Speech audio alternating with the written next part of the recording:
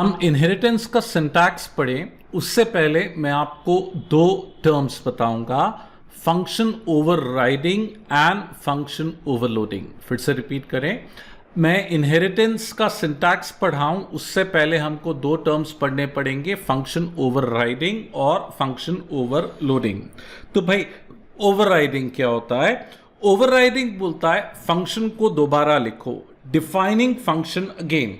Function को दोबारा लिखेंगे, दोबारा लिखते समय नाम क्या होगा? सेम होगा। फंक्शन को दोबारा लिखते समय नाम क्या होगा? सेम होगा। आर्ग्यूमेंट्स भी क्या होंगे? सेम होंगे। Number of arguments, data type of arguments and sequence of arguments. हाँ, वेरिएबल का नाम बदल सकते हो लेकिन नंबर, डेटा टाइप और सीक्वेंस क्या होगा? सेम होगा। एक बेस में होगा और एक डिराइव में होगा। डिराइव क्लास वाला फंक्शन बेस क्लास वाले फंक्शन को ओवरराइड करेगा। अगर मैं बहुत ही सिंपल वर्ड्स में बोलूं तो अगर आपको कोई फंक्शन बेस क्लास में अच्छा नहीं लग रहा, आप उस फंक्शन को डिराइव क्लास में दोबारा लिख सकते हो। दोबारा लिखने को ओवरराइडिंग बोलते हैं। अगर आपको कोई फंक्शन बेस क्लास में अच्छा नहीं लग रहा तो आप उस फंक्शन को डिराइव क्लास में दोबारा लिख सकते हो। दोबारा लिखने को ओवरराइडिंग बोलते हैं। दोबारा लिखते समय क्या ध्यान में रखना पड़ेगा? नाम क्या होगा? सेम। आर्ग्यूमेंट्स क्या होंगे? सेम। एक बेस में होगा और एक डिराइव में होगा। ये मैंने काय की बात करी? फंक्शन ओवरराइडिंग की। ओवरराइडिंग के अलावा एक टर्म और है, कौन सा? Function overloading. ओवरलोडिंग क्या बोलता है? फंक्शन को दोबारा लिखो, डिफाइनिंग फंक्शन अगेन। दोबारा लिखते समय नाम क्या होगा? सेम होगा। आर्ग्यूमेंट्स अलग होंगे, या तो नंबर, या तो डेटा टाइप, या तो sequence. Overloading can be done in the same class और बेस और डिराइव क्लास, या तो सेम क्लास में लिख दो या बेस और डिराइव क्लास में। जैसे हमने कुछ एग्जाम्पल देखा था, पॉइंट। हमने पॉइंट के कंस्ट्रक्टर दो बार लिखे थे, नाम सेम था, आर्ग्यूमेंट्स अलग था, उसको क्या बोलते हैं? ओवरलोडिंग।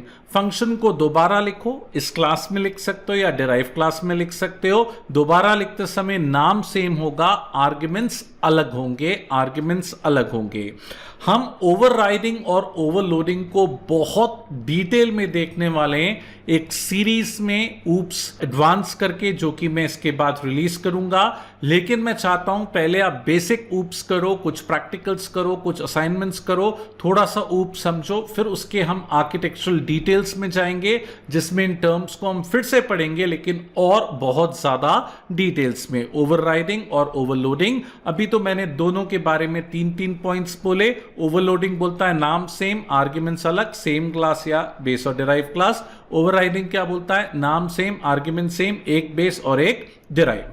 तो भाई ये दो टर्म्स की नॉलेज जरूरी है इनहेरिटेंस का सिंटैक्स पढ़ने के लिए। इनहेरिटेंस का सिंटैक्स पढ़ना है, बहुत आसान है, बहुत सिंपल है। केवल चार चीजें आपको पढ़नी है। कितनी चीजें बोली भाई मैंने? केवल केवल केवल चार। तो सबसे पहले, which keyword is used to inherit a class extends, एक नया कीवर्ड है।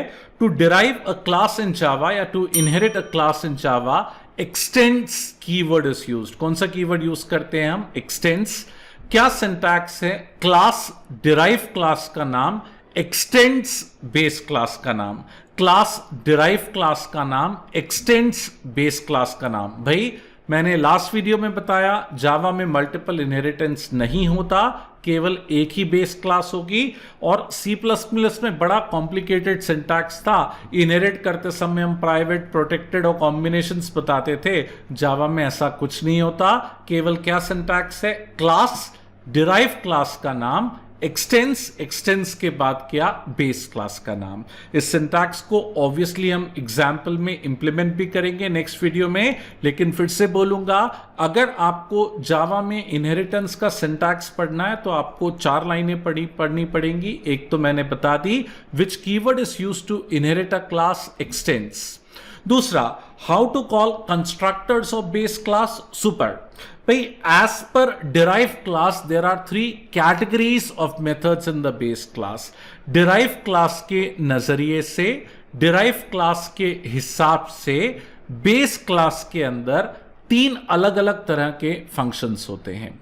आपको तीनों को पहचानना पड़ेगा, तीनों का सिंटैक्स अलग अलग है। तो अगर आपको डिराइव क्लास के कंस्ट्रक्टर से बेस क्लास के कंस्ट्रक्टर को बुलाना है तो क्या लिखोगे? सुपर। सुपर काई के लिए to call constructors of base class. हाँ भाई, हमने कंस्ट्रक्टर्स में पढ़ा था कंस्ट्रक्टर्स अपने आप कॉल होते हैं, लेकिन एक एक्सेप्शन भी है, आप चाहो तो डिराइव क्लास के कंस्ट्रक्टर से बेस क्लास के कंस्ट्रक्टर को बुला सकते हो। It is possible to call the constructors of base class from the constructors of derive class. सिर्फ डिराइव क्लास के कंस्ट्रक्टर्स ही बेस क्लास के कंस्ट्रक्टर्स को बुला सकते हैं। क्या लिख के? सुपर। तो भाई मैं क्या बोल रहा था, डिराइव क्लास के हिसाब से बेस क्लास में तीन तरह के फंक्शंस होते हैं। पहला कंस्ट्रक्टर, कैसे बुलाएंगे? सुपर लिख के। दूसरा ओवररिडन फंक्शंस, ओवररिडन फंक्शंस कैसे बुलाएंगे? सुपर डॉट फंक्शन नेम लिख के। सुपर डॉट फंक्शन नेम लिख के हमने अभी देखा ओवररिडन फंक्शंस कैसे हैं, इनको कैसे बुलाएंगे? Super dot function name. और जो बचे हुए फंक्शंस हैं, जो नॉर्मल फंक्शंस हैं, जो ना ही कंस्ट्रक्टर्स है और ना ही ओवररिडन है, रिमेनिंग फंक्शंस को आप कैसे बुलाओगे? फंक्शन नेम करके। क्या लिख के? Function name. तो टोटल कितने सिंटैक्स? 4 सिंटैक्स। सबसे पहले which keyword is used to inherit a class? Extends. Class, derive class का नाम एक्सटेंड्स, बेस क्लास का नाम। How to call constructors of base class? Super. Who can call constructors? Only and only constructors of derived class can call constructors of base class. How to call? Super. Which line? First line. ये first line क्या है, कैसे लिखना है? Not to worry, हम practically example में देखने वाले हैं बिल्कुल अगले वीडियो में। दूसरा कौन सा बोला? ओवररिडन फंक्शन। ओवररिडन फंक्शन कैसे बुलाते हैं? सुपर डॉट फंक्शन नेम लिख के। तीसरा और आखिरी कौन से हैं? नॉर्मल और रिमेनिंग फंक्शंस, इनको क्या बुलाएंगे? फंक्शन नेम करके। तो भाई इस वीडियो में मैंने आपको 4 इनहेरिटेंस के सिंटैक्स बताए और मैंने 2 ऊप्स के टर्म्स बताए, ओवरलोडिंग और ओवरराइडिंग।